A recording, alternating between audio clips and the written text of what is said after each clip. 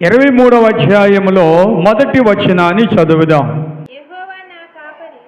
యెహోవా నా కాపరి, నాకు లేమి కలగదు, నాకు లేమి కలుగదు. పచ్చిక గల చోట్లను ఆయన నన్ను పరుండ చేయుచున్నాడు. దేవునికి స్తోత్రం. యేసు ప్రభువా నీకు వందనాలు. వాక్యమైన తండ్రి, వాక్యములో నుండి మాతో మాట్లాడుమని యేసు నామమున అడుగుచున్నాము తండ్రి. వాక్యములో యెహోవా నా కాపరి, నాకు లేమి, ఇది మూలవాక్యముగా పెట్టుకోండి. ఇదొక మూలవాక్యము. యెహోవా నా కాపరి, నాకు లేమి కలుగదు. యెహోవా నా కాపరి, నాకు లేమి కలుగదు. దేవుని స్తోత్రం. ఈ వాక్యములో నుండి కొన్ని విషయాలు మనం నేర్చుకుందాం. ఎవరి కాపరి అంటే దేవుడు మనకి కాపరి ఉన్నాడు. వదిలిపెట్టేవాడు కాదు, మర్చిపోయేవాడు కాదు, కాదు అనేవాడు మాత్రము కాదు. ఎప్పుడు మనకు ఆయన ఏమై ఉన్నాడు? కాపరి అయి ఉన్నాడు. దేవునికి స్తోత్రం. యెహోవాయే నా కాపరి, యెహోవాయే నా కాపరి, నాకు లేమి కలుగదు. లేమి కలుగదు. ఆయన ఉన్నంత వరకు నాకు లేమి కలుగదు. ఆయన మన చేతి క్రింద లేక మనము ఆయన చేతి క్రింద ఉన్నంత వరకు ఏ విధమైనటువంటి లోటు లేదనే విషయాన్ని ఈ వాక్యములో తెలియజేస్తున్నాడు. నేను ఒక మాట చదివితేస్తాను. యెహోవా నా కాపరి, నాకు లేమి కలుగదు. మాట్లాడలేదు, ఇంకా గట్టిగా రావాలి, ఇంకొంచెం గట్టిగా రావాలి. యెహోవా నా కాపరి, నాకు లేమి కలుగదు. హల్లెలూయా, హల్లెలూయా. మీకు కొన్ని విషయాలు కొందరి కోసం తెలియజేస్తాను. చాలా జాగ్రత్తగా దేవుని యొక్క వాక్యాన్ని విందాం. కొంతమంది దేవుని మీద ఆధారపడే వాళ్ళు ఉంటారు, కొంతమంది తన శక్తి మీద ఆధారపడే వాళ్ళు ఉంటారు, కొంతమంది ధనం మీద ఆధారపడే వాళ్ళు ఉంటారు, కొంతమంది రకరకాలైన ఆదరణలు కలిగి ఉంటారు. ఏది ఏమైనా మనము దేవుని మీద ఆధారపడే మాట ఇది.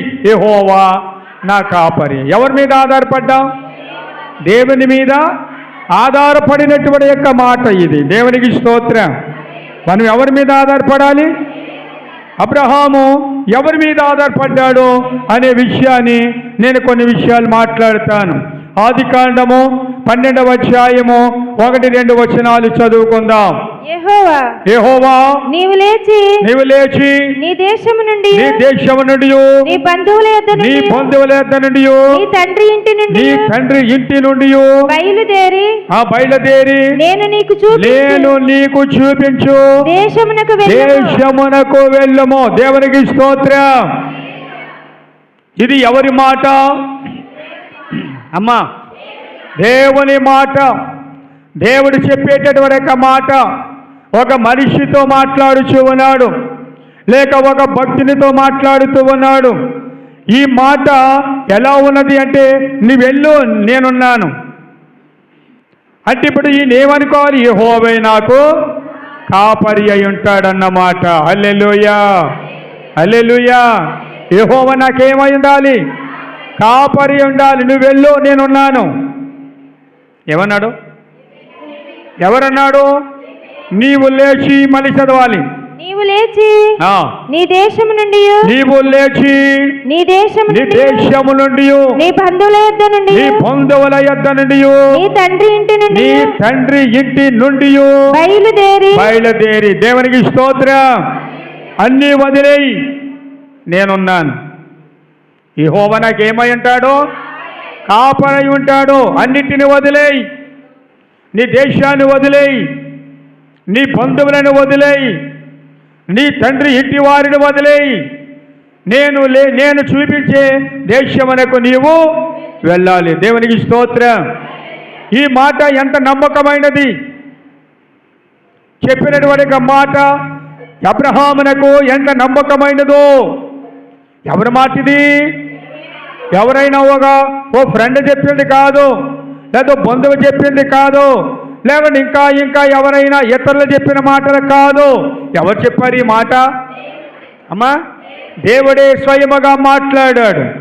నీవు లేచి ఏం చేయాలి? నీవు లేచి నేను చెప్పిన దానిని వినాలి, చేయాలి. నేను ఎట్లా చెప్పానో దాన్ని ప్రకారంగా చేయాలి. నేను చూపించే దేశానికి నువ్వు వెళ్ళాలి.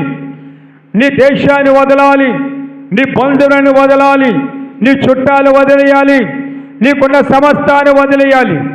నువ్వు నేను మాట విని నేను చెప్పే దాటకు నువ్వు రావాలి. హల్లెలూయా. యెహోవా, ఇప్పుడు నేను బయలుదేరుతున్నాను. అబ్రహాం ఏమన్నాడు? నేను బయలుదేరుతున్నాను. ఇప్పుడు బయలుదేరుతున్నాను కనుక ఇప్పుడు నాకేమై ఉండాలి? నువ్వు కాపరి అయి ఉండాలి. దేవునికి స్తోత్రం. యెహోవా నా కాపరి. అంతే. నేను వెళ్తున్నాను. నా బంధువులు లేరు, నాకు చుట్టాలు లేరు, స్నేహితులు లేరు. దేశం వదిలేశావు, ఆ గ్రామాన్ని వదిలేశావు, వారికి ఉన్న వారందరినీ వదిలేశావు. ఈ వేళ వెళ్ళొచ్చిన ప్రయాణము ఎంత గొప్ప ప్రయాణమో ఆలోచన చేయండి. ఇప్పుడు ఈ మనసులో ఎవరు కావాలి? ఎవరున్నారు? నీ వెళ్ళు అన్న మాట దగ్గర ఎవరున్నారు? అమ్మా, అందరు చెప్పండి, మళ్ళీ చెప్పండి. నీ వెళ్ళు అనే మాటలో ఎవరు కనబడుతున్నారు? యేసయ్య కనబడుతున్నాడు. దేవుని స్తోత్రం. యెహోవాయే నా కాపరి. దేవుని స్తోత్రం. అబ్రహాముకి నమ్మకం కుదిరింది. దేని మీద? ఆ మాట మీద. ఏ మాట మీద? నా మాట విను, నీవు లేచి నేను చూపించు దేశమునకు నీవు వెళ్ళు. ఈ మాట మీద నమ్మకం. అబ్రహాము ఆయన మాట నమ్మాడు.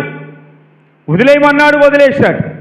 వెళ్ళమన్నాడు, వెళుతున్నాడు. దేవుని స్తోత్రం. ఎవరి మీద నమ్మకం ఉంది? అమ్మా చెప్పాలి. దేవుని మాట మీద నమ్మకం కావాలి. స్వస్థపరుస్తాడు అంటే ఆయన స్వస్థపరుస్తాడు. నువ్వు వెళ్ళు, నేను చెప్పిన మాట వినంటే వెళ్ళాలి. ఆ మాట మీద ఎప్పుడైతే నమ్మకం కలిగి ఉన్నావో, ఎప్పుడైతే ఆయన మీద ఆధారపడి ఉన్నావో, అప్పుడు నీ కార్యములు దేవుడు సఫలము చేస్తాడు. దేవునికి స్తోత్రం. హల్లెలూయా. ఎవరి మాట విన్నాడు? అబ్రహాములో 6 లక్షల కాలబలాన్ని చూచాము. ఇశ్రాయేలు వారందరూ కానాను వెళ్ళడానికి ప్రయాణమై వెళ్ళారు. ఎర్ర సముద్రము దాటారు, అరణ్యములో పడ్డారు, కాలినడకన వెలుచూ ఉన్నారు. ఈ 6 లక్షల కాలబలము, ఇంత జనాంగము అబ్రహాములో దాగి ఉన్నదన్న సంగతి అబ్రహామునకు తెలియదు. అబ్రహాముకి తెలియదు. దేవునికి స్తోత్రం చెప్పాలి. కానీ ఎవరికి తెలుసు? దేవునికి తెలుసు. అబ్రహాముకి తెలియదు, కానీ ఎవరికి తెలుసు? దేవునికి తెలుసు. అబ్రహాములో దేవుడు ఇన్ని లక్షల మందిని చూస్తున్నాడు, ఎంతమంది రాజులను చూస్తున్నాడు, ఇంతమంది ప్రవక్తలను చూస్తున్నాడు, ఇంతమంది యాజకులను చూస్తూ ఉన్నాడు. ఇంతమంది ఎవరి దృష్టిలో ఉన్నారు? అమ్మా, దేవుని దృష్టిలో ఉన్నారు. కానీ అబ్రహాముకి ఏమి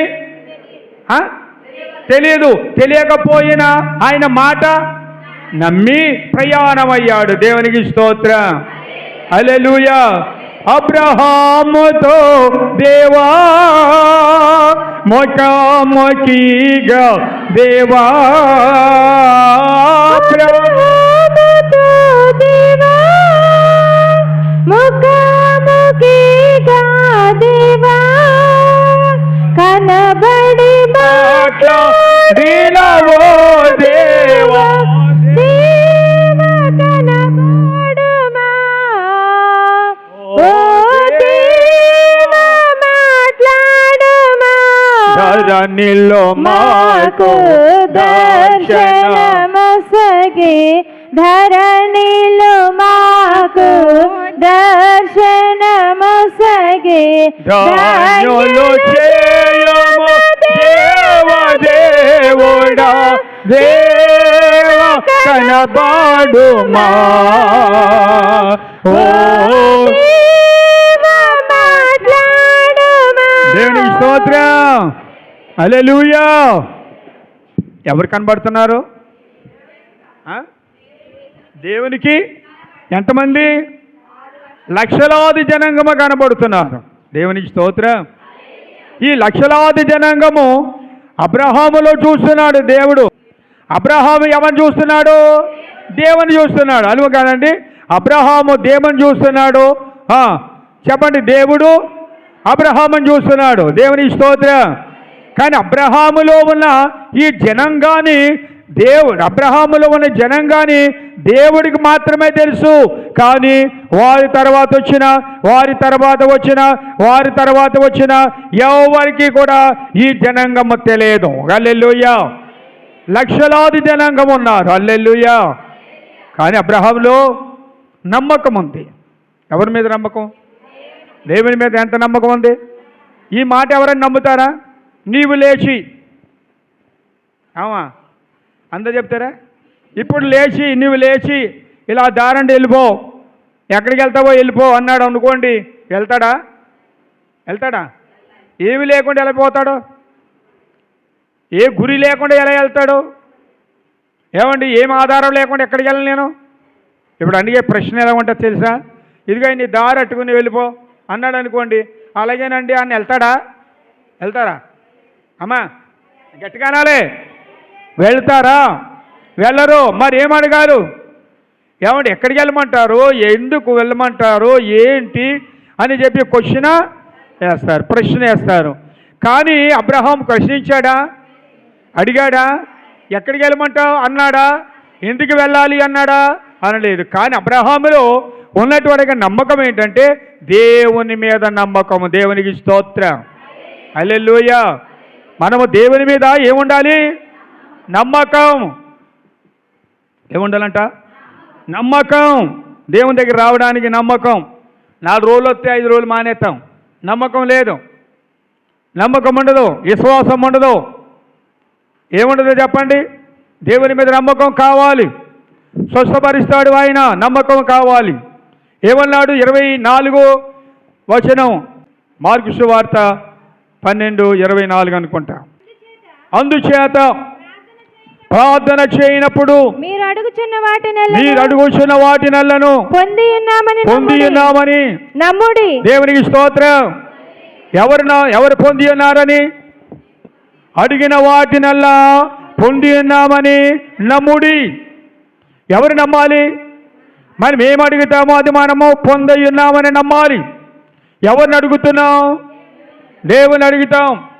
కొన్ని అడుగుతాం ఏదో ఒక జబ్బు కోసమో, బలహీనత కోసమో, కొన్ని కష్టాల కోసమో, కొన్ని నష్టాల కోసమో. ఎవరిని అడుగుతాం? వెళ్ళి దేవుని అడుగుతాం. ఇప్పుడు దేవుణ్ణి అడిగిన తర్వాత అడిగి ఉన్నామని నమ్ముడి, లేక పొంది ఉన్నామని నమ్ముడి. అడిగిన వాటిలా పొంది ఉన్నామనే నమ్మకం ఎవరికి ఉండాలి? దేవుని స్తోత్రం. నాకు ఉండాలి. వెళ్ళమన్నాడు, ఎందుకు వెళ్ళమంటున్నాడో, ఎందుతో కారణం ఏంటో అనే ఓ నమ్మకము అబ్రహాములో ఉన్నది. ఏముందండి అమ్మా? అబ్రహాములో నమ్మకం ఉంది, అందుకు బయలుదేరాడు. దేవునికి స్తోత్రం. హల్లెలూయా. బయలుదేరి ప్రయాణమై వెళ్ళుచూ ఉన్నాడు. ఈ ప్రయాణములో కొన్ని మజిలీలు అక్కడక్కడ ఆగుతూ ప్రయాణమై వెళ్ళుచూ ఉన్నాడు. హల్లెలూయా. యెహోవా నా కాపరి. హల్లెలూయా. ఇప్పుడు యెహోవా ఏమై ఉన్నాడు? అబ్రహాముకి ఏమై ఉన్నాడు? కాపరి అయి ఉన్నాడు. నాకేలేము లేదు. ఒక మాట చదువుదామా? 12వ అధ్యాయంలోనే.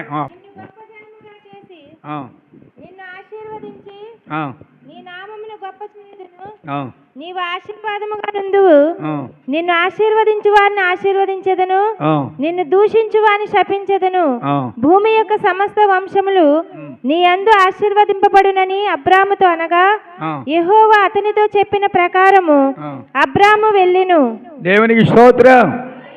దేవుడు అబ్రహాముతో చెప్పిన ప్రకారము ఆయన ప్రయాణమై వెళ్ళుచూ ఉన్నాడు. దేవునికి స్తోత్రం. వెళ్ళుచున్నటువంటి ప్రయాణములు అనేకమైన మజిలీలు ఉన్నవి. ఆగుతూ వెళ్ళుచూ ఉన్నాడు. వెలుచున్నప్పటికీ అపాయము లేదు.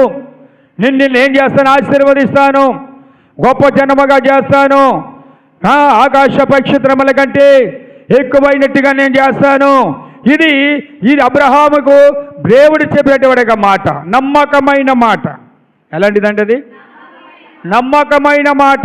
దేవుని మాట నమ్మకమైనది, దేవుని మాట నమ్మకమైనది. కనుక దేవుని పిల్లరా, యెహోవా నా కాపరి. ఇప్పుడు అబ్రహాముకి ఎవరి కాపరి? అందరూ చెప్పండి. నాకెవరి కాపరి? నీకెవరి కాపరి? హల్లెలూయా. మనకెవరి కాపరి? మనందరికీ ఎవరి కాపరి? దేవుని స్తోత్రం. కనుక అబ్రహామునకు కాపరి అయిన దేవుడు అరణ్యాలు అడ్డవాడి ప్రయాణం వెలుచు ఉన్నాడు. ఆయనే కాపరయ్యాడు. 18వ అధ్యాయం దగ్గరకు వచ్చేటప్పటికి పక్షికి వృక్షము దగ్గర సింధూర వనములో అక్కడ ఆగాడు. దేవునికి స్తోత్రం. 12వ అధ్యాయంలో మొదలుపెట్టాడు. 12వ అధ్యాయం దగ్గర యేసు ప్రభువారు దేవుడు అబ్రహాముని పిలిచాడు. అప్పటికి 75 సంవత్సరాలు. అబ్రహాముకి 75 సంవత్సరాల వయస్సు. దేవునికి స్తోత్రం. ఇంచుమించు నా వయసులోను. ఎవరు పిలిచారు? దేవుడు పిలిచాడు. దేవుడు పిలిచాడు. 75 సంవత్సరంలో నుండి ప్రయాణమై వెళుతూ 25 సంవత్సరాలు గడిచింది. 25 సంవత్సరాలు గడిచింది. 25 సంవత్సరాలకి వెళ్ళేటప్పటికి 25 సంవత్సరాలు వెళ్ళేటప్పటికి మక్షికి వృక్షము దగ్గరికి వెళ్ళాడు. సింధూర వనములోకి వెళ్ళాడు. దేవునికి స్తోత్రం. హల్లెలూయా. సింధూర వనములో మకాం వేశాడు. అక్కడ ఈ సింధూర వనం వెళ్ళేటప్పటికి 100 సంవత్సరాలు పూర్తయ్యాయి. ఏం చెప్పాడు దేవుడు? నిన్ను ఆశీర్వదించు వారిని నేను ఆశీర్వదిస్తాను, నీ సంతానమును విస్తరింపజేస్తాను. నీవు ఆశీర్వాదముగా నుందువు. నిన్ను ఆశీర్వదించు వారిని ఆశీర్వదిస్తాను. నిన్ను దూషించు వారిని శపించెదను. భూమి యొక్క సమస్త వంశములు నీ యందు ఆశీర్వదింపబడును అని అబ్రాహాముతో అనగా. ఈ మాటలు బాగా వినాలి. ఈ మాటలు ఎన్నాళ్ళని చెప్పి 25 సంవత్సరాలు అయ్యింది. దేవునికి స్తోత్రం. ఏమని చెప్పి? నిన్ను గొప్ప జనముగా చేసి ఏం చేస్తాను? గొప్ప జనముగా చేస్తాను. నిన్ను ఆశీర్వదించి నీ నామమును గొప్ప చేసేదను. నీవు ఆశీర్వాదముగా ఉందువు. నిన్ను ఆశీర్వదించు వారిని ఆశీర్వదిస్తాను. నిన్ను దూషించు వారిని శపించెదను. ఇక యొద్దుగాని చెనండి, నిన్ను ఆశీర్వదిస్తాను. దేవునికి స్తోత్రం. ఏం చేస్తాను? ఆశీర్వదిస్తాను. ఈ మాట అబ్రహాముతో దేవుడు చెప్పాడు. ఈ మాట ఎవరిలో ఉంది? అబ్రహాములో ఉంది. హల్లెలూయా. ఎవరిలో ఉంది? అబ్రహాములో ఉంది. ఎన్నాళ్ళ నుండి ఉంది? 25 సంవత్సరాల నుండి ఉన్నది. కానీ ఆశీర్వదిస్తాను అన్న మాట, నీ సంతానం విస్తరింపజేస్తానన్న మాట 25 సంవత్సరాలు అయ్యింది కదా. ఇప్పటికి పిల్లలు లేరు. ఎవరు లేరు? కానీ ఎవరి మాట మీద నమ్మకం ఉంది? దేవుని మాట మీద నమ్మకం కలిగి ఉన్నాడు. దేవునికి స్తోత్రం. ఎప్పుడు పిలిచాడు అబ్రహాముని? ఏ సంవత్సరంలో పిలిచాడమ్మా? 75 సంవత్సరం వయసులో పిలిచాడు. ఇప్పుడు 100 అయ్యింది. అంటే ఎన్ని పిలిచింది? 10 సంవత్సరాలు గడిచాయి. 10 సంవత్సరాలు గడిచిన అబ్రహాం ఇచ్చిన మాట ఇప్పటికి ఇంకా జరగలేదు. జరుగుద్దేమో. హల్లెలూయా. హల్లెలూయా. జరుగుద్దా జరగదా? ఎవరి మాట ఇది? ఎవరి మాట నమ్మకం ఉంది? దేవుని మాట మీద నమ్మకం ఉంచిన అబ్రహాం. హల్లెలూయా. హల్లెలూయా. దేవుని స్తోత్రం. అబ్రహాములో ఇన్ని లక్షలాది జనాంగం ఉన్నారు. ఆ విషయము దేవునికి మాత్రమే తెలుసు.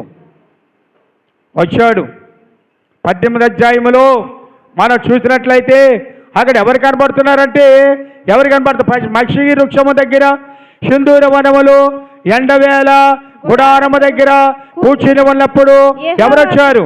యెహోవా అతనికి కనబడెను. 3వ వచనం చదవండి. మరియు మమ్రే దగ్గరనున్న ఆ, సింధూర వనములో అబ్రహాము ఎండవేళ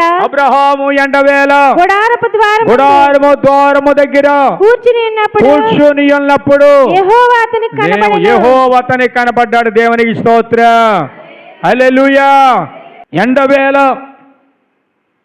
సింధూర వనములో మమ్రే వనము దగ్గర ఆ మక్షికి వృక్షము దగ్గర ఆయన కూర్చుని చూస్తూ ఉన్నాడట. ఎవరి కోసం చూస్తున్నాడు అంటే దేవుని కోసము, దేవుని మాట కోసం. హల్లెలూయా. ఇప్పుడు మీరు చెప్పండి ఆ మాట. దేవుని కోసము, దేవుని మాట కోసం. ఎన్నాళ్ళ నుండి 25 సంవత్సరాలను చూస్తున్నాడు దేవుడు. దేవునికి స్తోత్రం. మన ఓపిక లేదు, చెయ్యొత్తు ఓపిక లేదు, అల్లిల్లు చెప్పే ఓపిక లేదు. 25 సంవత్సరాల నుండి ఎలాగ చూస్తా కూర్చొని ఉన్నాడు. ఎవరి కోసం?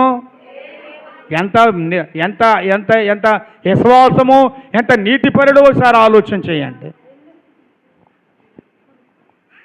ఎంత నీతిపరుడు ఆలోచించండి. ఎంత ఓపిక ఉందో చూడండి. 25 సంవత్సరాల నుండి అలాగే కూర్చొని ఆయన కోసం ఎదురు చూస్తున్నాడంటే ఎంత ఓపిక కలిగి చూస్తున్నాడు అబ్రహాం. ఆలోచించండి. దేవుని స్తోత్రం.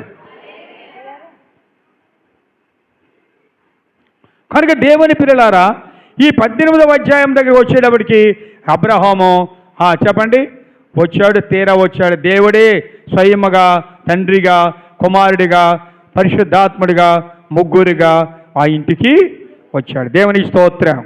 ఆ మాట చెప్పండి. అతడు కన్నులెత్తి చూసినప్పుడు ముగ్గురు మనుషులు అతని ఎదుట నిలువబడి ఉండిరి. ఎంతమంది నిలబడ్డారు? ఎప్పటికి? ఎంత కాలానికి? 25 సంవత్సరాలకు ముగ్గురు మనుషులు వచ్చి నిలబడ్డారు అక్కడ. దేవుని స్తోత్రం. హల్లెలూయా. అబ్బో, రానే వచ్చాడు. ఎన్నాళ్ళు చూస్తుంటేను 25 సంవత్సరాల నుండి చూస్తున్నటువంటి యొక్క దేవాది దేవుని రాక కోసము ఎదురు చూచిన అబ్రహాము చూపు ఈ వేళ ఎవరు కనబడుతున్నారు ఇక్కడ? తండ్రిగా, కుమారుడిగా, పరిశుద్ధాత్ముడిగా కనబడుతున్నాడు. యెహోవా నా కాపరి. దేవుడు వదిలిపెట్టాడా? కమ్మన్నాడు, పోయాడులే మనకెందుకు అనుకున్నాడా? పిలిచాడు, వదిలేశాడా? హల్లెలూయా. పిలిచాడు, వదిలేశాడా? వదలలేదు. హల్లెలూయా. దేవుని స్తోత్రం. హల్లెలూయా. రావయ్యా అని పిలిచాడు, వచ్చాడు. అలా వదిలేశాడా? 25 సంవత్సరాలు ఎవరైనా కనిపెడతారా? 25 సంవత్సరాలు ఎవరు కనిపెడతారు? ఎవరు కనిపెట్టలేరు. మనకు ఓపిక లేదు, మనకి కనిపెట్టం. ఓ వారమతో వారం రాము గుడికి, మనం రాలేం, మనకి కనిపెట్టలేం.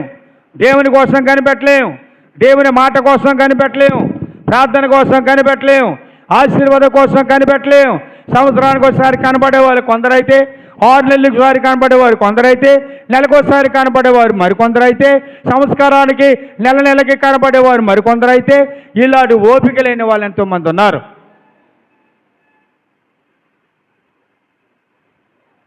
కానీ కంటిన్యూగా 25 సంవత్సరాలు ఒకే చోట కూర్చొని ఎదురు చూచాడట. దేవునికి స్తోత్రం. ఎవరు అదృష్టవంతులు?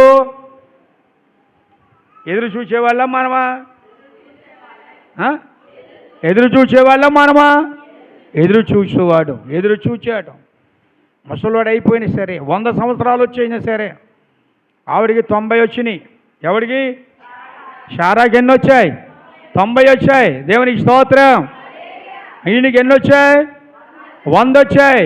ఇద్దరు కూడా దేవుని ప్రేమతో మసులుతున్నటువంటి బిడ్డలు. దేవుని ప్రేమలో పెరుగుతూ ఉన్నారు, విశ్వాసములో పెరుగుతూ ఉన్నారు, నమ్మకములో పెరుగుతూ ఉన్నారు. వారి పనివారితో వారితో ఒక నమ్మకమైనటువంటి విశ్వాస జీవితాన్ని కలిగి ఎదురు చూస్తూ ఉన్నారు. ఆ స్వామి కోసం, ఆ తండ్రి కోసం ఎదురు చూచారు. చూచారు, ఇవనే ఇచ్చాడు మాట. ఆ మాట నెరవేర్చడానికి వచ్చాడు. దేవునికి స్తోత్రం. ఆ మాట అక్కడ అన్నాడు. ముగ్గురు మనుషులు కనబడ్డారు. సరే, అక్కడ ఏదో జరిగింది, విందు జరిగింది, విందు అయిపోయింది.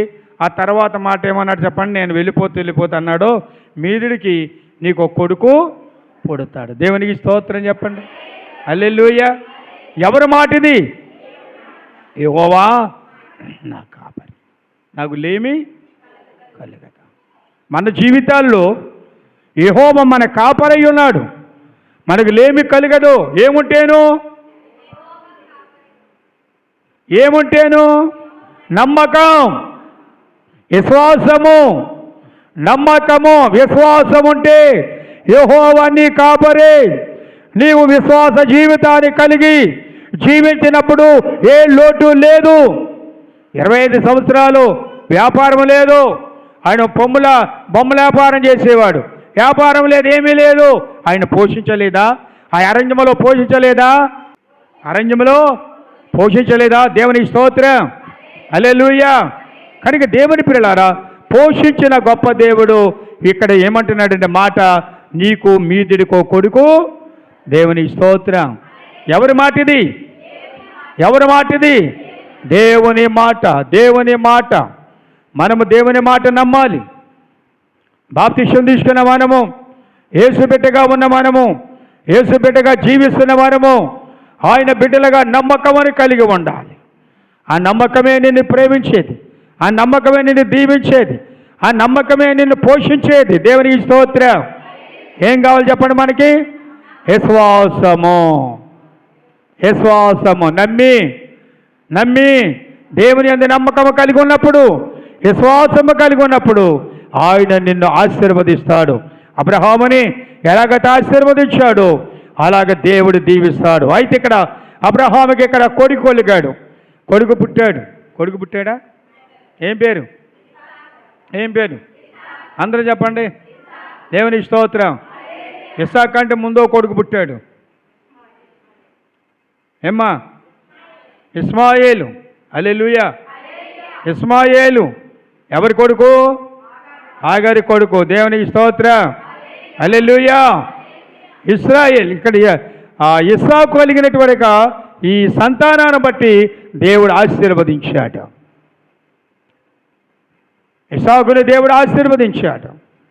ఇస్సాకులో నుండి రాజు యాకోబు యాషౌవులో నుండి రాజులు 12 మంది రాజుల్లో నుండి ఇశ్రాయేలు సైన్యము ఈవేళ లక్షలాది జనాంగం వచ్చారు. దేవుని యొక్క ఉద్దేశం ఎలా ఉంటుందంటే, రా అని చెప్పాడు అనుకోండి దేవుడు, ఎందుకు రమ్మన్నా? ఎందుకు రావాలి? ప్రార్థనకి ఎందుకు వెళ్ళాలి? ఈ వేళ ఎందుకు వెళ్ళాలి? ఆదివారం వెళ్ళొచ్చుగా, శుక్రవారం ఎందుకు వెళ్ళాలి? లేదా శనివారం ఎందుకు వెళ్ళాలి? ఈ క్వశ్చన్లు వేయకూడదు. దేవుడు రమ్మన్నప్పుడు, అవకాశం ఉన్నప్పుడు, తరుణం ఉన్నప్పుడు దేవుని దగ్గరికి వెళ్ళు, దేవుడు ఆశీర్వాదం పొందుతావు. నువ్వు ఎందుకు రమ్మంటున్నావు?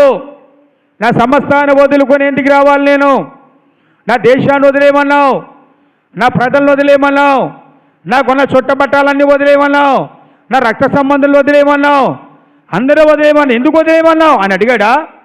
అడగలేదు. కనుకే ఈవేళ ఆయన సంతానంలో ఉండి ఎంతమంది? లక్షలాది జనాంగము వచ్చారు. దేవునికి స్తోత్రం. మనం ఏం కలిగి ఉండాలో చెప్పండి? అబ్రహాము లాంటి విశ్వాసముని కలిగి ఉండుట. యెహోవా నా కాపరి. దేవుడు మనకేమై ఉన్నాడు? కాపరై ఉన్నాడు. ఆయన పిలిచినప్పుడు 75 సంవత్సరాలప్పుడు పిలిచినప్పుడు 100 సంవత్సరాలు పూర్తయినా కూడా దేవుని కాపుదల ఎవరికి ఉందండి? హల్లెలూయా. దేవుని స్తోత్రం. ఎవరికి ఉందమ్మా? దేవుని కాపుదల ఎవరికి ఉంది? అబ్రహాముకున్నది. ఆ కాపుదలే ఈవేళ లక్షలాది జనాంగం. ఆ లక్షలాది జనాంగంలో వాళ్ళే మనమై ఉన్నాము. మనము కూడా ఆ ఇశ్రాయేలు సైన్యములు వాళ్ళమే, ఇశ్రాయేలు ప్రజలమై ఉన్నాము. కాబట్టి దేవుని పిల్లలారా, యెహోవా నా కాపరి, నాకు లేమి. ఈవేళ అబ్రహాముకి కాపరి ఎవరో? యెహోవాయే. లేమి కలిగిందా? లేదు. అతని దినములన్నీ సంపూర్ణమయ్యాయి. అతని బ్రతుకు దినములన్నీ సంపూర్ణమయ్యాయి. దేవునికి స్తోత్రం. హల్లెలూయా. కనుక దేవుని ప్రియ విశ్వాసులారా, నా మూల వాక్యం ఏంటంటే యెహోవా నా కాపరి. నా యెహోవా. ఇప్పుడు అబ్రహాముకి కాపరి ఎవరయ్యారు? యెహోవాయే. ఆయనే నన్ను కాపాడాడు, ఆయనే కాపాడాడు. ఆయనే ఎన్ని మజిలీలు వేసినా, ఎంత దూరం వెళ్ళినా, ఎంత ప్రయాణం వెళ్ళినా, ఆ మక్షికి వృక్షము దగ్గర సింధూర వనములో దేవుడు ఆయనను ఆశీర్వదించాడు. దేవుని స్తోత్రం. ఇవాళ నీవు నేను యెహోవా మన కాపరి ఉన్నాడు, మనల్ని ఆశీర్వదిస్తాడు. మనము బాగోలేనప్పుడు రారు, శరీరంలో బాగోలేనప్పుడు, బలహీనంగా ఉన్నప్పుడు గుడికి రారు చాలామంది. అసలు బలహీనం ఉన్నప్పుడే దేవుని దగ్గరికి రావాలి. ఏమ్మా ఎలా ఉండాలి? ఏమో రాలేదే, ఒంట్లో బాగోలేదండి. ఒంట్లో బాగోలేనప్పుడే దేవుని దగ్గర రావాలి.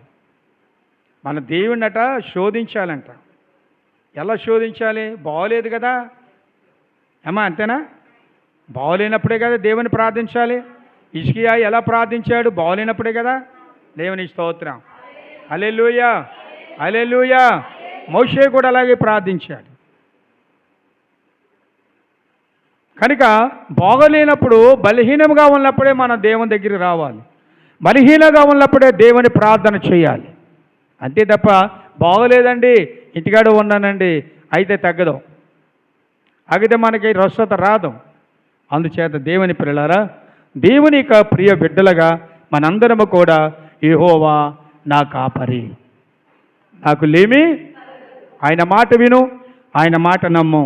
అబ్రహాం ఎలాగైతే నమ్మాడో అలాగనే మనము కూడా నమ్మి ఆయన మాటలు వినేటట్టు సహమతం మనకు కలిగి ఉన్నట్లయితే, అబ్రహాం ఎలాగ ఆశీర్వదించబడ్డాడో మనము మనల్ని కూడా దేవుడు ఆశీర్వదిస్తాడు. యెహోవా నా కాపరి, నా కాపరి ఆయనే. బలహీనతలో నా కాపరి ఆయనే, కష్టాల్లో నా కాపరి ఆయనే, ఇబ్బందుల్లో నా కాపరి ఆయనే, సుడులో నా కాపరి ఆయనే. లేకుంటే నా ఒడిదుడుకులు వచ్చినప్పుడు, పడిపోయినప్పుడు, లేకుంటే ఇబ్బందులు వచ్చినప్పుడు, శోధనలు వచ్చినప్పుడు కాపరి ఆయనే. ఎవరి దగ్గర పరిగెట్టక్కర్లేదు, ఆయన దగ్గరికి వెళదాం. ఆయన దగ్గరే కాపరైనట్టు దేవుని దగ్గరే మనం కాపుదల కలిగి, చెప్పండి, లేనటువంటి ఒక పరిస్థితిని కలిగి దేవుని ప్రార్థన చేసుకుందాం. కాబట్టి దేవుని పిల్లలారా, యెహోవా యెహోవా నా కాపరి, నాకు అబ్రహామునకు లేమి కలగలేదు, కాపరి ఆయన ఉన్నాడు, దీవించాడు, ఆశీర్వదించాడు. వేలకు కూడా చెప్పండి ఏమయ్యాడు? ఇశ్రాయేలుకు నాయకుడు అయ్యాడు. దేవుని స్తోత్రం. అలాంటి గొప్ప ఆశీర్వాదం ఈవేళ మనందరము కలిగి దేవుని బిడ్డగా యెహోవా నా కాపరి అనేటువంటి ఒక మాట ప్రకారం మనందరం కూడా నమ్ముకుందాం, నమ్మి ఉందాం. అటు దీవెన దేవుడు మీకు దయచేయునుగాక.